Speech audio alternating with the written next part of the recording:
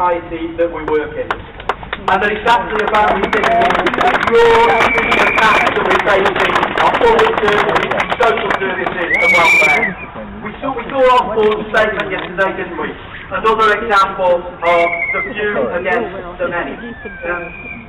Colleagues, today is really about resisting an attempt to turn the clock back at least 60 years. All the things that working people fought for, all the things that we won, all the things that we gained, because the establishment probably knew that it was in its own interest to concede them when it did concede them. All those things, comrades, are slowly, sometimes quickly, sometimes by stealth, but always justified by lies. These things are being taken back. And what we're seeing here, if we're not careful, colleagues, if we're not brave, if we allow them to get their way, what we're seeing is, I believe, the beginning of the end of the post-war settlement for working people. No less than that. It's important that today.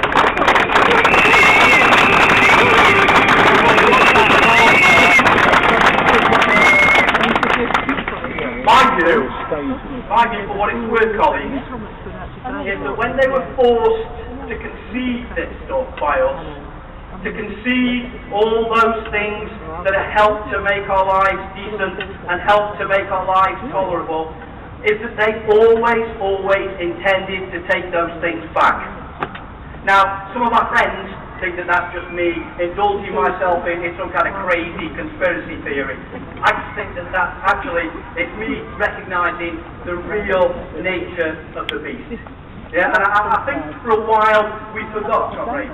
We forgot as a society how and why we won these things. And we forgot as a society how and why it's important that we defend them. We forgot just what raw, naked, threading tooth and claw capitalism is capable of if we, and that means you, if we don't keep it in check. We're starting to forget the lessons of history for working people. And perhaps then, colleagues, maybe we should be a little bit grateful to God. And grateful to the turn of recent events, for reminding us of those lessons, for reminding us of the fundamental importance of what it is that we're doing here today, for reminding us that we need to be prepared to continue this struggle for as long as it takes, and for reminding us of the unmistakable and the certain message that needs to go out from today. We've had enough. Expect us to continue this struggle for what's ours by right. To continue this struggle to keep what we have a right to expect. I was going to finish there, colleagues, and then I come across something yesterday, which I think is good, it's important. It's a quote, and it's a quote that I want to make as a tribute to all you.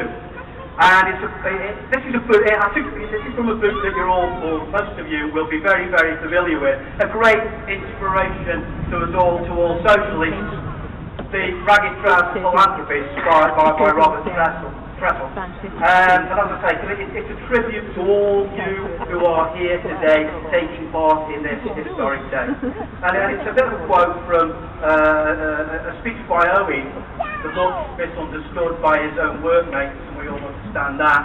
The much misunderstood hero of the story in one of his dinner time lectures to his workmates. And it's this: every man who is not helping to bring about a better state of affairs for the future is helping to perpetuate the present misery, and is therefore the enemy of his own children. There is no such thing as being neutral. We must either help or we hinder.